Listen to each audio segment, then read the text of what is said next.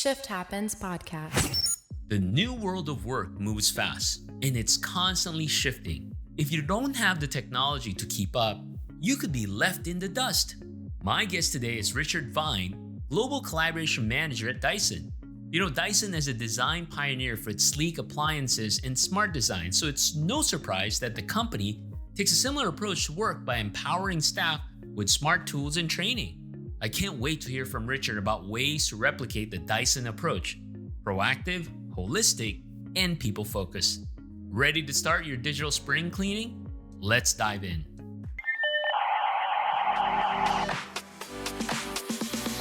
Shift Happens podcast. Shift Happens podcast.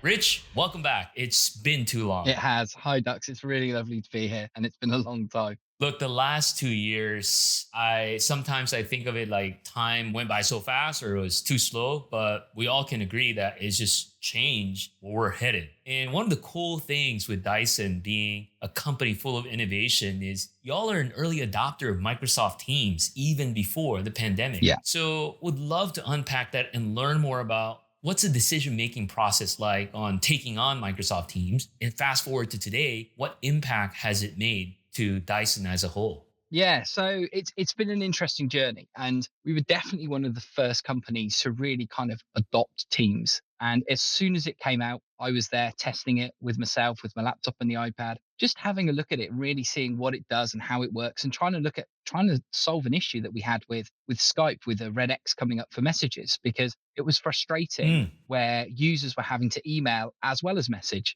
That's just pointless. Teams worked out of the box straight away on Mac, on PC, and we were blown away. We were really like, wow, this is going to make a huge difference to the organization. As soon as we started testing it within our department, everyone loved it. And then we started to showcase it around the business. And that's where we ran into a good problem. Everyone wanted it, and we couldn't actually deploy it. We didn't have the infrastructure, the foundation that we really needed to do a massive global rollout of Teams. So you've got to look at it in another way, that you've got this fantastic problem where everyone wants these tools, but actually if you give them, they're going to fail. And nobody wants to do that. You want to make sure that they're enabled and they can use it and they can run away. You don't want to say, great, look at this tool, and it doesn't work because we haven't put everything in place. Right. So yeah, it's a great problem to have. Fast forward now to where we are, which is foundations are in place, networking's in place. Everybody's using Teams. We've got, I think the other day I was told, nearly 19,000 people in Dyson that are globally using Teams. It is literally a day-to-day tool that we use all the time. If it went, well, when we've had issues, it's been a P1 issue. Raise it, get it fixed. Come on, we're using this, and it's used everywhere. Right.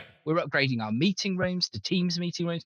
It's everywhere, and it's such an amazing tool for us. Without it, we wouldn't be able to work nowadays, I don't think. Look, it's such an encouraging and inspiring story, because oftentimes we hear about adoption from the opposite side, where nobody wants to use it, nobody wants to take advantage of it, whereas you have the opposite problem. And I also love the fact where you talk about everybody's excited, but make sure they have to be successful as well, right? So my analogy to that is, imagine, one day a brand new manual Ferrari is in front of my house for me to drive. And as I sit on it, I don't know how to drive stick. Yep. And then I won't use it, right? Exactly. It's nice and shiny. I know it's fast.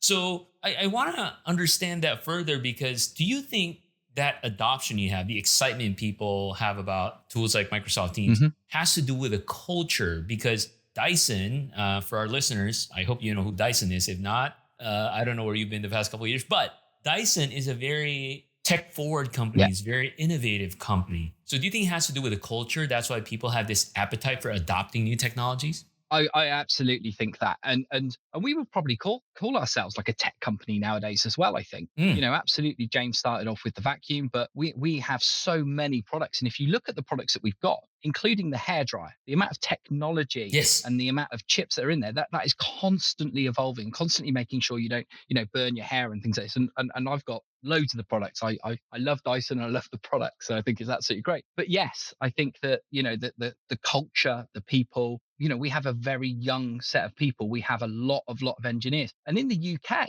we actually have our own university. Dyson are now its own university to give engineers an opportunity to grow, to get an education, but also to work with the other engineers in the UK. That's Such a awesome. fantastic opportunity. I wish I could have had that when I was younger. I definitely would have been interested. So the whole culture is all about using technology, and they love it. They want to use the latest and greatest because they know it will give them an edge. They want to improve. They want to be more productive. So yeah, deploying technology in Dyson is great. The challenge is all kind of like that global challenge. How do you make sure that everybody gets on that journey with you? And it's not just about, the UK or even Singapore and Malaysia. We have two very, very huge offices there. Also very, very large globally around in the US as well, and EMEA as well. China is growing at a phenomenal rate. So again, we're trying to keep up with the changes in the technology over there as well. You brought up a couple important points, but definitely I have to let you know it's in my best interest that Dyson continues to grow and succeed because I gotta confess to you, we have 4 Dyson vacuum cleaners.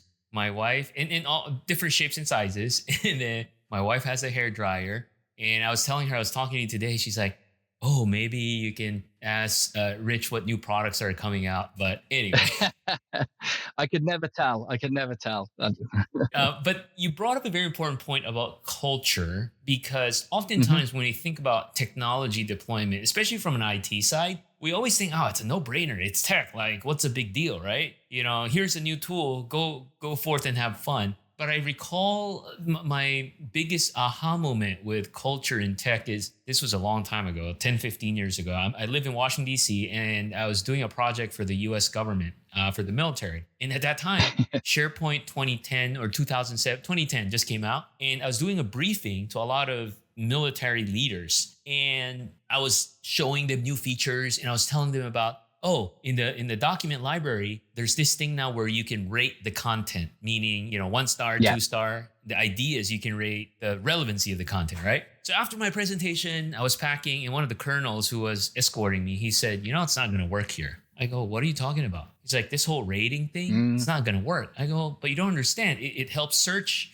relevancy." He's like, "Who in their right minds would rate a 4-star general's content 1 star?" Yeah, absolutely. Right? And I didn't think about it that way. I'm like, Yep. That's right. It doesn't matter if a cool new feature is great, but at the same time, you have to tie it to the culture of the organization.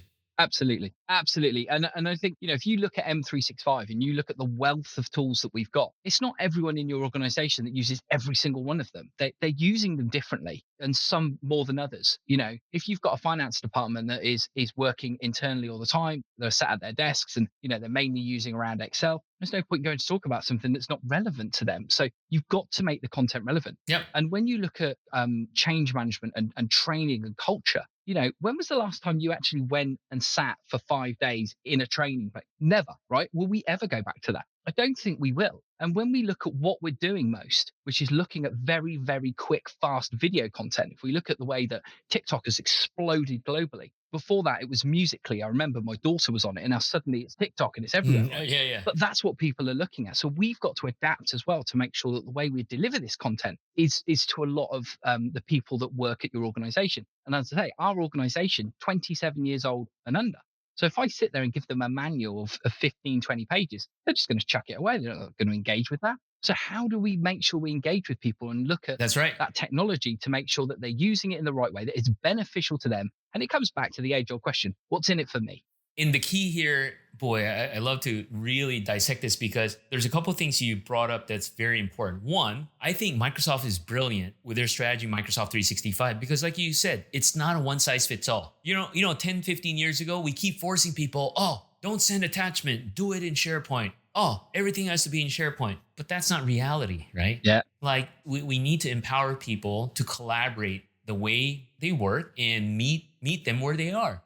Your point about TikTok, I've had this epiphany 2 years ago or a year ago before TikTok Musical.ly, and being in marketing, like, okay, where do I put my marketing campaigns? LinkedIn, because that's where professionals are, and Twitter. Absolutely. But then somebody challenged me. They're like, it's not even about B2B or B2C anymore. Yep. We're all humans. It's about business to humans, right? Because I guarantee you, Richard Vine, the global collaboration manager at Dyson, after 5 o'clock at night, he goes home, sits on TikTok with his daughter. Yep. But that's the same Richard Vine who's going to show up at work on Monday. So I need to meet you where you are. Do you know one of the most popular Excel training videos out there are on TikTok? I do. I follow the lady. She's made it to Forbes magazine. It's a fantastic story, isn't it? How she dances Yeah. and talks about the content and everyone engages with it. And how long is it? A couple of minutes. But it's really engaging. It's multi-millions of people that are getting access to content. Yeah. Yeah. Everyone's a winner in my eyes with that because it teaches them about Right. new things that happen and Right. shortcuts. And I love that. I think it's a great way to get that content across. It's just us as businesses.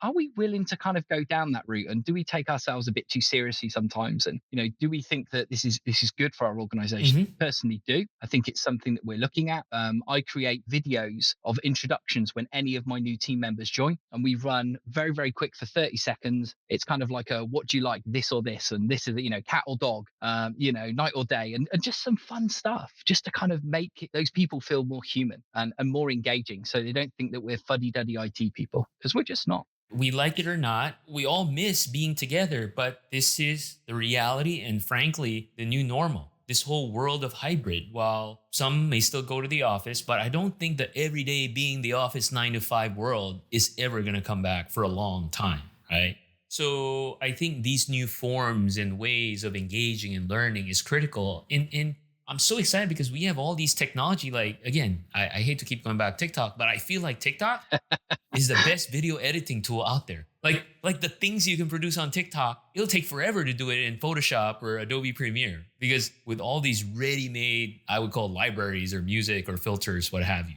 And why not take all those concepts as a part of your change management strategy? Video's huge. I think you can just get so much more over in video than doing it in a Word document or PowerPoint and things like that. So What's your stance on this new world of work? Is Dyson a hybrid work setup now, or are you remote? So what's that like? And then how have you changed your strategy in using tools like Microsoft 365? So I have to make sure that we're all collaboratively working together, and Teams does that. It brings us all together. We make sure that we put in Teams meetings at the right time to make sure that it's convenient for everyone, not late, not too early. We're trying to sort of get that good balance. Mm. And yeah, we are well, we're all over the place in terms of sort of like globally. I'm in the office quite a lot. I've got a gentleman who is in Malaysia who hasn't been in the office for 2 years. So he's very comfortable where he is. He will go back in. I think we do like to get in the office. We do like to get creative and get next to people. When you come into an office where there's 3,500 people who are energized and excited and really collaborative, it is amazing. The only way I can explain it is like being at a concert when you've kind of got that big group and you can feel it, like that energy moving through. And that's the way Dyson is. We work very, very well collaboratively remotely, but we also work very, very well when we're together. And I think some of the fun stuff I'd really like to do in terms of the collaboration space, I want people physically in as well to do some really cool stuff, like looking at some of the VR stuff and the artificial reality, and just playing with some things and getting people to talk and Mm. engage and getting people to understand our team as well. So yeah, we have a very different sort of setup at the moment. Imagine doing a meeting in the metaverse. I think the headsets remind people of the 3D glasses they weren't too keen on. Yeah. But I was explaining the other day saying, imagine building a room with screens, like physical screens that are really expensive and showing lots and lots of data on there. And we do have these big walls. Or imagine building that in the metaverse where you could just go into that room and see the same data all around that room. And you can just take your headset on and off if you wanted, like an Oculus or one of the other type of headsets you can get. It would be incredible. And I also think what a great way as well to get people to engage in delivery of new projects and things. That's right. Now the problem, go back into the physical. So I would love to set up like headsets around the business that people could go put them on and engage. It's a bit difficult at the moment with that because of COVID and because of the restrictions. But Mm. when hopefully we do get back to normal, which in the UK we're doing quite well. Hopefully we will get back to normal soon. But I would love to do that because I think it's another way to just get people to engage and be excited about technology and go, oh, well, this is a bit different. So I look forward to that. I would love to see that be developed more. I think it's exciting with the recent acquisition of Activision that Microsoft have just done. So it's nearly 70 billion. Yes. So that's a very exciting thing. What does that mean for us as a business as well? Even in the industry pundits, when I read articles like, oh, why did Microsoft buy Activision? They're an enterprise company. But Yep. we fail to realize that under the hood, they're cross-pollinating technologies. Like, for example, the reason why Microsoft 365 infrastructure was able to scale this fast, a lot of people may not know this, Azure as well, is because when Microsoft jumped on the cloud, guess what? The foundation of their cloud platform was the Xbox online gaming. Yeah, that's how they started, because Xbox online gaming was already there and they had to figure out, how do we optimize connectivity and latency and all that? So that's the building blocks of Azure and Microsoft 365. And then we're seeing things too, right? Like LinkedIn, for example. LinkedIn is introducing more multimedia technology like videos and LinkedIn audios. And I won't be surprised. Again, it's nothing that I know, but I'm just assuming. I'm sure they're leveraging some of the voice capability that Teams already implemented. So I think that's the power of innovation across different business units and frankly, across different lines of business too. So you won't think, oh, gaming, how do we use it in the company, right? Yeah, absolutely. Absolutely. I think we can learn a lot from that. And again, that kind of merging of home technologies and work technologies. And, you wouldn't stand for an app that you downloaded on your home phone that just didn't work straight away. And, that's the kind of approach we're taking in Dyson in terms of when we build power apps. Yeah. Build a power up like you shouldn't need an instruction booklet. If you need instructions on how to use it, have you really got it quite right? Maybe have a look at how you can make it simple and easy and test it with the users and really do quite fast sort of modeling and building and fail fast. Build it. Does it work? No. Right. Let's go again. Our projects, we've got a really interesting project system that we've built on the accelerator, and it's using Power Apps, it's using Project for the Web, it's using Flow and all these technologies. But the fact is, a lot of our projects are 3 days long because they're very quick. Get into the business, understand what they're doing, enable the business, teach them how to use this technology, and build small and grow. That's what it's about. And again, it goes back again to, I think about TikTok again, right? But a lot of the concepts in the consumer tech is flowing back into enterprise tech, which is great. Now, if I think about all these phenomenal innovations, and more importantly, it's just exciting, like the way you're describing it, it's so infectious, right? Yeah. For our listeners out there, do you think there's a right time for digital transformation? Because especially those listening, they're like, it's not going to be us. Like you're Dyson, you're a cool tech company. We're a government agency or we're a bank. There's no way we could do that. What words of encouragement do you have to really spark that first step for organizations to start the transformation that they need? Wow, that's a big question, Dux. So if I think of my experience of why we kind of stepped forward towards M365 and why we're delivering the technology that we're delivering, it really is for our Dyson people. Everything that my team does and everything that we're focusing on is about trying to increase productivity and is about enablement. And if I think about the old way my team used to work, so I used to be the IM solutions manager. I looked after the SharePoint and project infrastructure, and we were an order taking service. Hey, Dux, how can I help you? Let me build a SharePoint site for you. I've delivered that SharePoint site, but you can't manage it. So you've got to come to me all the time to do your any changes, any additions, anything like that. Now let's move to M365, where it's, hey, Dux, just go to our app. It will deliver your site for you and away you go. So the productivity goes from 3 weeks in terms of building something to around about 3 minutes, right? So when you look at that and you're like, well, hold on a minute. If I start to look at using these new technologies, I can see huge productivity gains with very little risk because you're working within that secure M365 bubble. And what we're trying to do is we're trying to say you've got these huge amount of tools. Look at them, how they're going to benefit you, and then start to use them. And don't think, well, if I compare this individual tool to this other individual tool outside of the M365 is better. I'm sorry, the chances are it probably is. But do you know how much overhead there is in terms of setting it up, security, single sign-on, costs, maintenance, people, huge amounts of stuff. Correct. Why cause yourself a problem when actually if you looked at MS Teams or looked at Whiteboard or looked at Power Apps and things like that, actually it does 80% of what you need it to do. And also, you don't have to maintain it. You don't have to upgrade it. And as everyone knows who's ever upgraded a SharePoint server, it's the scariest time ever because you're like, oh, please don't crash, please work. If you upgraded the project server with SharePoint, it always crashed. It was terrible. So it's terrifying. I don't have that issue anymore. I don't have to spend time on TID. Yes. I'm spending much more time on enablement. I'm spending more time with happy people. I was discussing this with my boss the other day, and we were talking about how most of the meetings that we have are 99% positive, if not 99.9%. Could I have said that when I was managing SharePoint on-prem? Categorically no. Why? Because when people come to us, they know we're about enablement. We know we're about saying these are the tools that are going to help you, and they're simple. And Microsoft have got so much learning and documentation and videos, and there's so much out there that you don't need to create all of this material. It will be updated for you. It's available for you. So look at it and think, well, what are we doing now? Mm-mm. How can we improve? If you want your business to flourish and grow, you've got to move towards this space. You've got to make some big decisions. You've got to look at retraining and taking this opportunity. I am now nearly 46 years old. I started off working on access databases for a company called Mitsubishi in the UK. I have gone through so much transformation in terms of IT, and now I'm dealing with collaboration technologies and talking about TikTok like my 17-year-old does as well. So you've got to adapt and change. Just the way IT is.